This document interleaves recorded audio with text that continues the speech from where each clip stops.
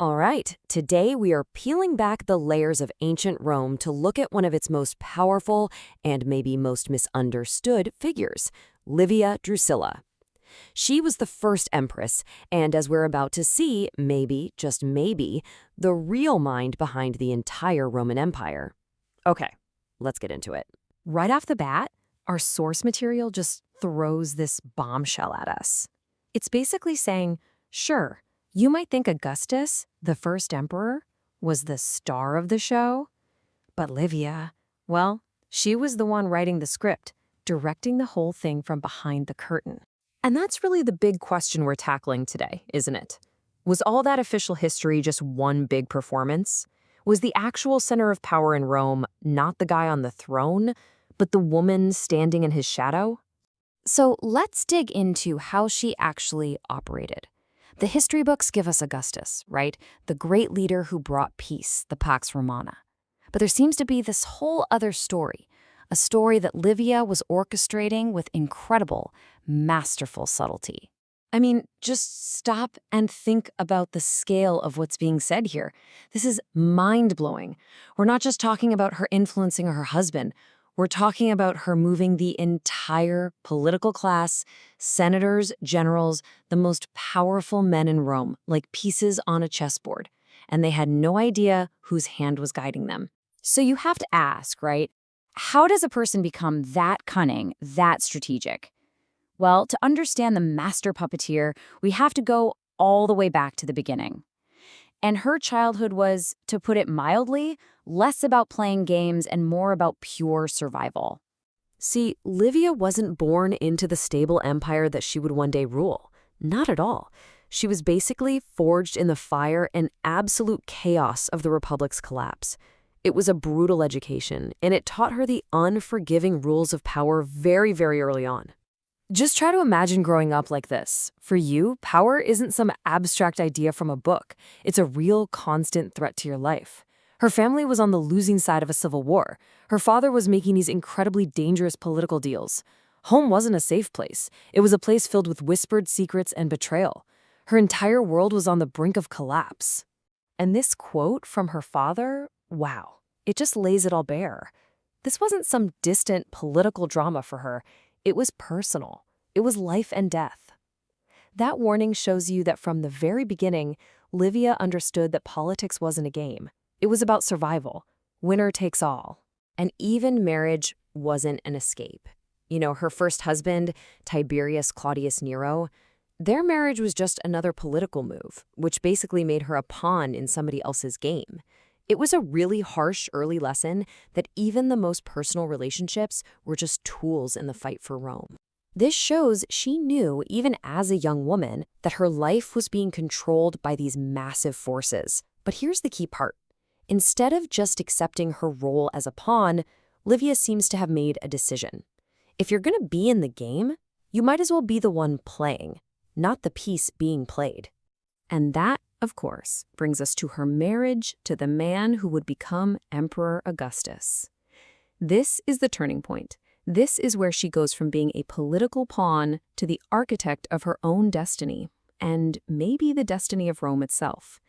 She's about to use all those brutal lessons from her childhood to build a power base like no one had ever seen. Okay, so here's the core of her genius, this incredible duality. On the one hand, to the public, she was the perfect Roman wife, the matron, a symbol of family values, devoted, nurturing. But behind closed doors, a completely different person emerges, a ruthless strategist, someone who wielded fear as a weapon. And yeah, as the rumors flew for centuries, maybe even a poisoner. And to really get how she did it, you have to understand that the rules of the game were changing. Livia was smart. She knew that in this new empire Augustus was building, the old ways of just using brute force, they were becoming clumsy, obsolete. You needed a much more subtle touch. And there it is. Power had to be seduced. It had to be manipulated. It was a psychological game now. The source material paints this picture of a woman whose intense gaze and sheer force of will could make powerful men tremble. Her greatest weapon wasn't a sword or a dagger. It was this deep, quiet, and absolutely terrifying fear she inspired in people. But look, you don't get that kind of power without paying a price.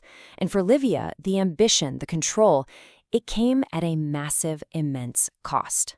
To build the dynasty she had in her mind, she had to make sacrifices that were not just political, but deeply, brutally personal.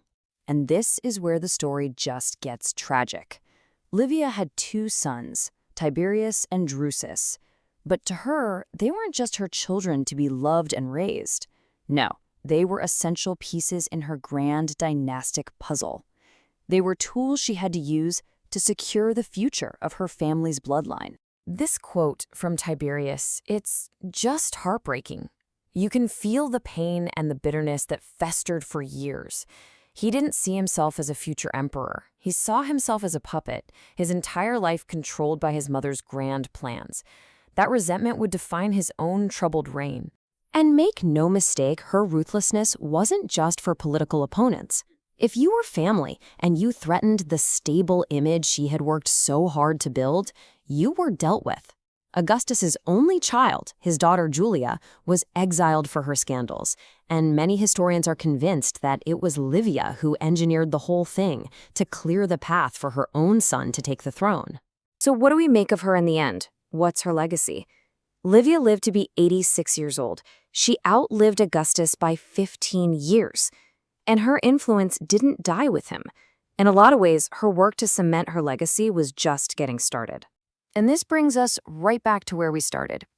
Maybe Livia's single greatest accomplishment wasn't just the power she had when she was alive, but her incredible ability to shape the story long after she was gone. She made sure that the version of history we read today is the one she wanted written. Her legacy is one of quiet, unseen influence.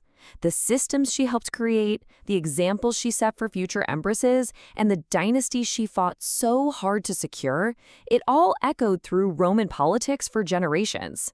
She really did become this sort of ghost in the machine, her plans still running long after she was gone. Which really leaves us with this one last thought. We're taught that history is written by the victors, by the great men whose names are carved into statues. But the story of Livia forces us to look closer, to ask who's standing just outside the frame, who's quietly guiding the pen, orchestrating everything, who is truly holding the quill.